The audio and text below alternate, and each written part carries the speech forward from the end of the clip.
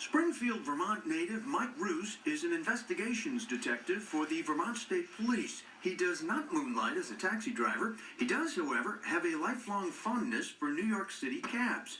So he finally bought one. Well, I think the interest came to me many years ago when I was probably 10 years old. My father took me to New York City on a business trip, and I had never been. I'd lived in Vermont my whole life. And my first introduction from the airport was a whole sea of yellow taxi cabs. When I grew older, I had an interest in cars, but my interest was really sparked with cars that a lot of people don't really want.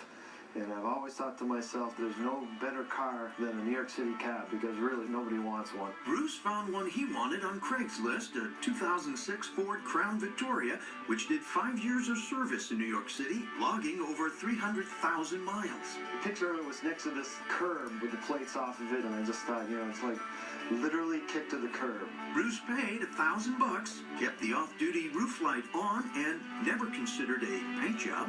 I kind of like it this way. It's what it is. It's a New York cab, and that's why I left it that way. Which means Mike Roos's car stands out in a rural place like Vermont. He's heard all the comments. You get a lot of double, triple takes. What is that? They'll make a comment, long way from home, etc., etc. Roos keeps the car running well, takes it on vacations, and has put almost 100,000 new miles on it. He also likes knowing he's preserved an icon that is no longer made. I just really enjoy driving the car, and they'll all be gone. They'll literally all just be junked and driven into the ground. But not this one, not yet. Number 8D69 will someday drive into the sunset, but it's sure getting to see a lot of pretty scenery along the way. You feel like on some level, Mike, you're giving this Manhattan taxi cab a retirement it never could have dreamed of? I think so. I think it likes me.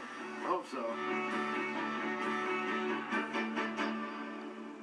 And when he first brought the cab to Vermont, a local cab company called the chief of police and said, "Hey, there's a New York cabbie up here taking our fare."